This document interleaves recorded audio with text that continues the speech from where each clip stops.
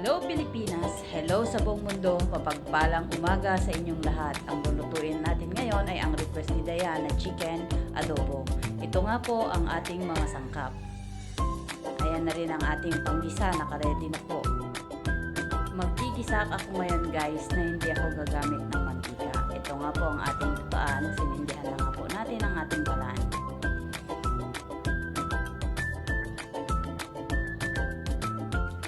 Ayan, tinest natin kung enough na ba yung init. Tubig po guys yung inilagay natin. So ayan, magigisa na tayo. Nilagay ko na nga po ang ating sibuyas.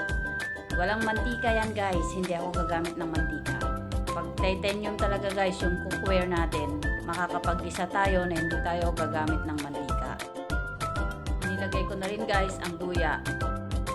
Sa totoo lang guys, hindi naman nangangailangan ang ating katawan ng mantika kundi ang ating lutuan para makapag-gisa tayo. Susunod na natin ang ating bawang.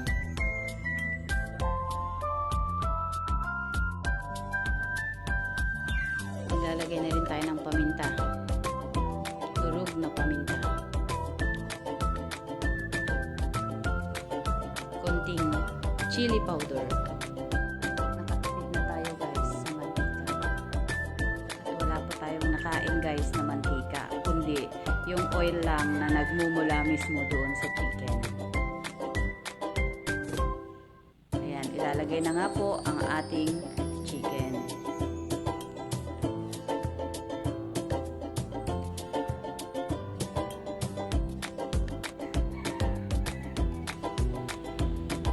Pagkalagay natin ng chicken guys, halu-haluin lang natin hanggang sa magmamantika na siya.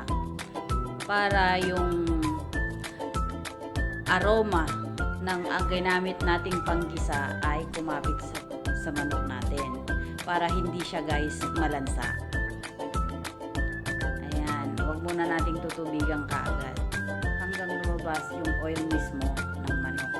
At maglalagay tayo ng konting asin.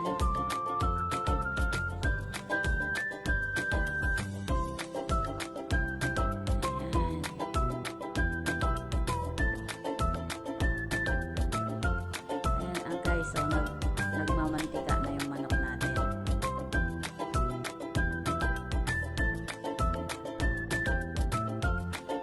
Nakikita nyo ba guys? Lumalabas na yung sariling oil ng manok.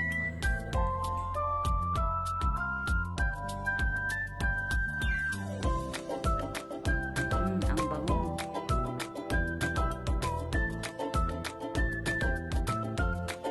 Kapit na yung aroma ng ginamit nating panggisa sa chicken natin. Kaya hindi na siya guys malansa. Pilit ko muna yung chicken natin para ilagay natin ang ating patatas.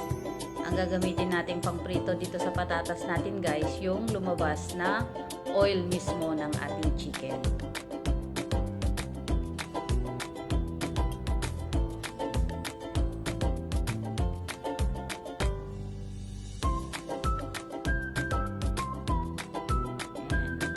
Hanguin muna natin ang ating patatas.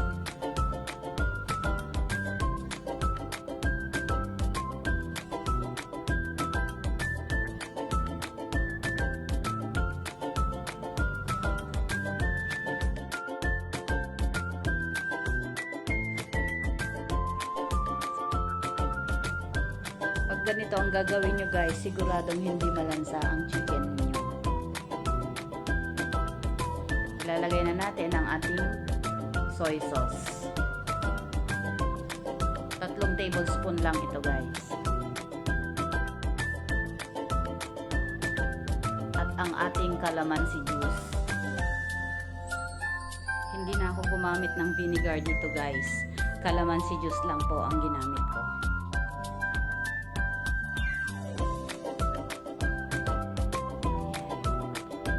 Haluin lang muna natin.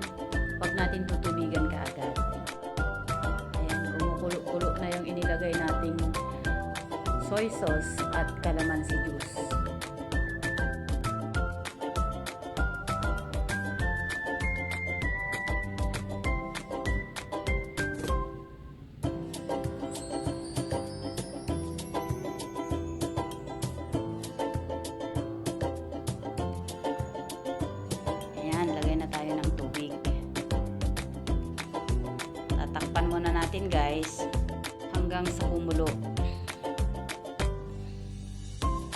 Ayan, kumukulo na. Ilalagay na natin ang ating prinito kanina na patatas.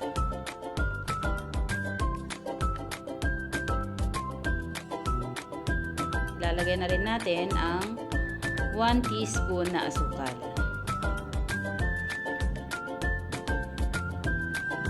Tatakpan natin ulit guys hanggang mag-reduce yung kanyang sabaw. Ayan. Konti na lang guys ang sabaw. So malapit na ito maluto guys. Parang ang sarap na. Maglagay ako ng konting sili guys para lalong mas mabango.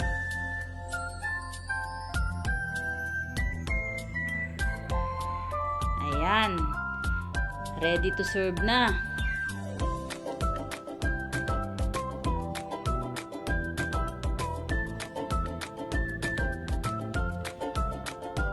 Kain tayo guys.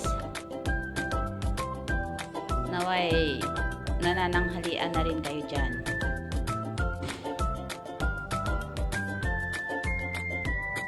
Ito ang unang subo.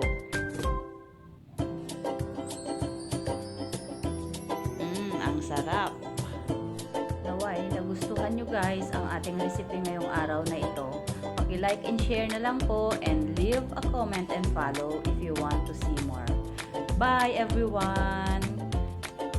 God bless you all.